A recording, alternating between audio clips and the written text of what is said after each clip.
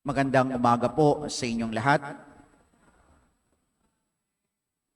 Nitong nakaraang linggo, sa mabuting balita, nasaksihan natin ang milagro ng pagpaparami at ng pagpapakain sa maraming tao. Sabi sa atin, no, merong 5,000 lalaki, hindi pa kasama sa bilang yung mga kababaihan at mga bata.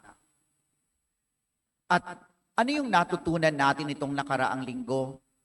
Natutunan natin na anumang kakaunti o anumang maliit, kapag ipinagkakatiwala sa Diyos, pwedeng magpakain ng marami.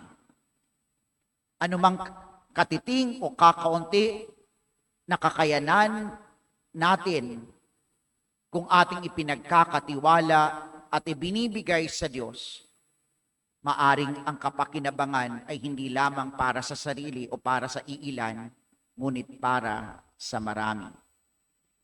Yun nga lang, ang problema sa atin, sabi ko nitong nakaraang linggo, ay yung bang pagiging maramot. Ang problema ay yung nagtatago tayo at hino-hoard natin yung pwede naman nating ibahagi.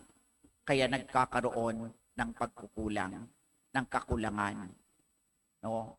Pero kung talagang ang tao generous, katulad ng ang Diyos ay generous, hindi ho magkukulang. Sa pagpapatuloy, ngayong linggong ito, higit pang ipinapakilala ni Jesus ang kanyang sarili. Maliban sa gumagawa ng himala, maliban sa gumagawa ng mga milagro, meron pang gustong ituro sa atin si Jesus ngayong linggong ito. At sabi ko nga sa inyo, nais niyang ipakilala ang kanyang sarili kung sino siya.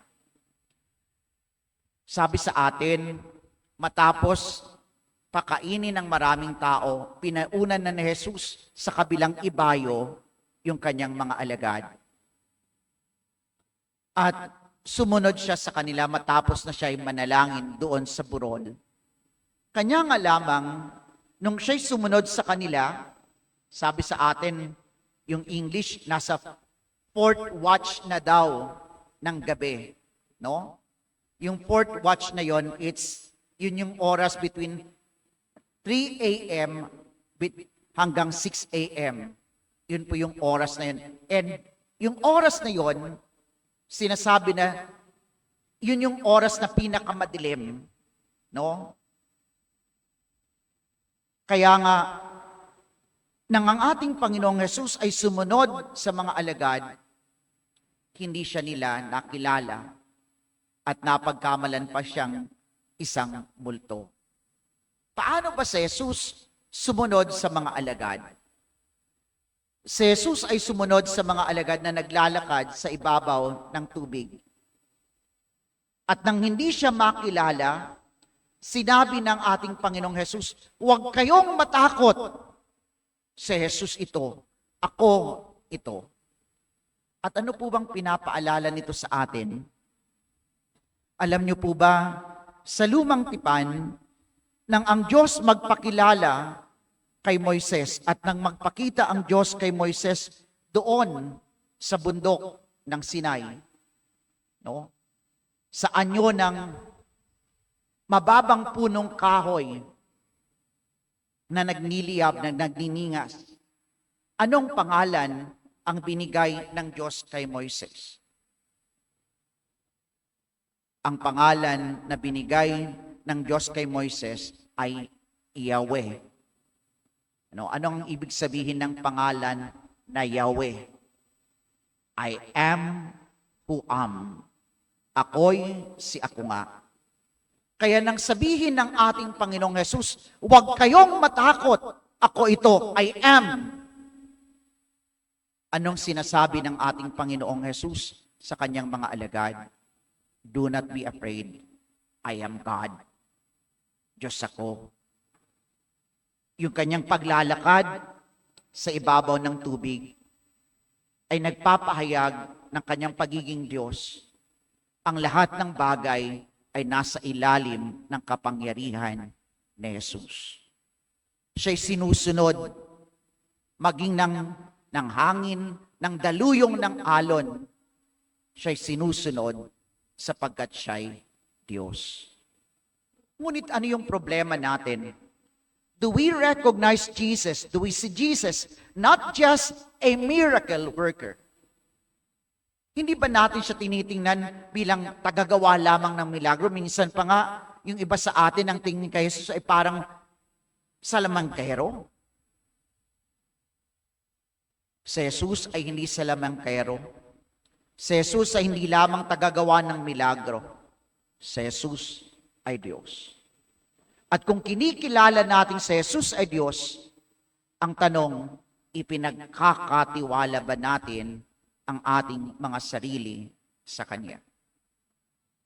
Alam niyo po, ang mga suliranin sa buhay ay totoo.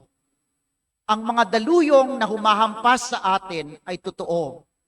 Ang mga unos na dumarating sa buhay natin habang tayo naglalakbay sa mundong ibabaw ay totoo. Totoo rin, hindi lamang ang mga daluyong ay hindi lamang po financial problem, nanduroon din yung tinatawag nating problema sa relationship sa family, nandiriyan din ang problema sa trabaho, minsan ang problema rin ay yung tinatawag nating mental health. Di ba? No, marami sa atin ngayon dahil sa samot-saring mga kaganapan sa ating kapaligiran.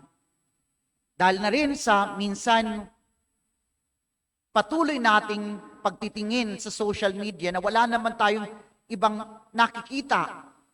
Halos ang nakikita natin marami puro hindi maganda. At minsan pa sa social media, nabubuli ka.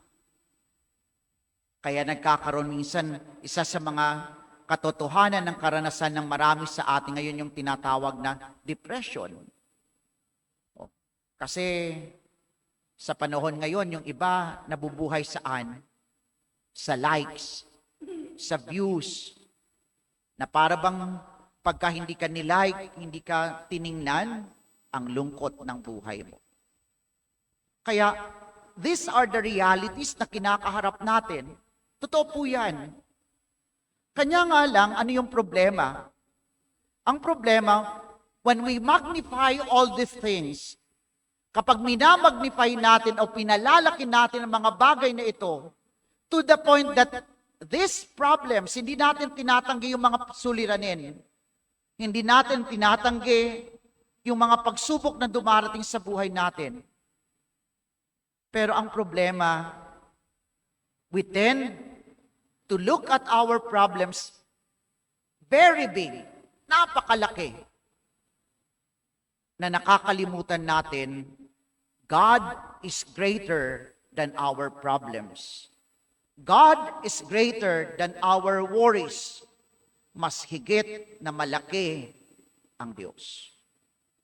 No. Yun yung problema natin. Totoo may problema. Totoo dumarating itong mga bagay na ito. Pero wag nating kakalimutan, mas higit na malaki ang Diyos kaysa ating mga problema. Kanya nga, ano yung hamon sa atin at ano yung paanyaya? Sabi ni Simon Pedro, Panginoon, kung kayo po iyan, papariyanin ninyo ako. For a while, si Simon Pedro ay nakalakad sa ibabaw ng tubig. He was able to do the impossible. Nagawa niya yung imposible, ang lumakad sa ibabaw ng tubig. Kaya lang, ano yung problema?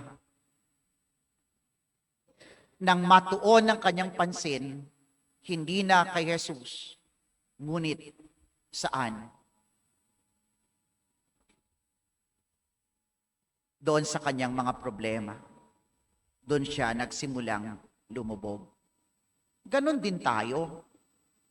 Lumulubog tayo ng husto sapagkat mas nating tinitingnan ang ating mga suliranin. At sabi ko nga sa inyo kanina, nakakalimutan natin, God is bigger, God is greater than our worries, than our problems.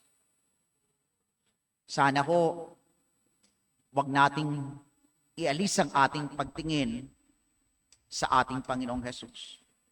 At sabi ko nga sa inyo kanina, sana makita natin na mas higit na malaki ang pagmamahal ng Diyos kaysa ating mga suliranin at problema. Ang pananampalataya ay hindi kawalan ng kahinaan. Ngunit pinakikita rin sa atin ngayon sa mabuting balita ni Simon Pedro na ang kahinaan ay maaring maging dahilan upang maipahayag natin ng ating pananampalataya. Paano? Si Simon Pedro, nang siya'y lumulubog na, hindi siya nagpretend, Lord, bahala ko sa sarili ko, kaya kong sarili ko. Hindi siya nagpretend. Minsan marami sa atin ganito. We're too proud. Nagpre-pretend tayo, Lord, bahala na ako sa sarili ko, kaya ko na. Pero ang totoo, hindi natin kaya. Kaya nga, sabi ko sa inyo kanina, ang pananampalataya ay hindi nangangahulugan na ito'y kawalan ng kahinaan. Ngunit ang kahinaan ay maaaring siyang maging dahilan upang ipahayag natin ang ating pananampalataya. Sinabi ni Simon Pedro nang siya'y lumulubog, Panginoon, iligtas mo ako. Panginoon, iligtas mo ako. Totoo ang problema. Totoo na minsan halos lumulubog na tayo. Pero sana, sa mga pagkakataon na yon, ipahayag natin, Lord, save me. Panginoon, iligtas mo ako. Hindi ko kaya. Kayo po ang aking lakas. Kapos ang aking kakayanan. Malalampasan ko lamang ito at mauunawaan ang mga bagay na ito kung tutulungan ninyo ako. Panginoon, iligtas mo ako. Panginoon, iligtas mo kami.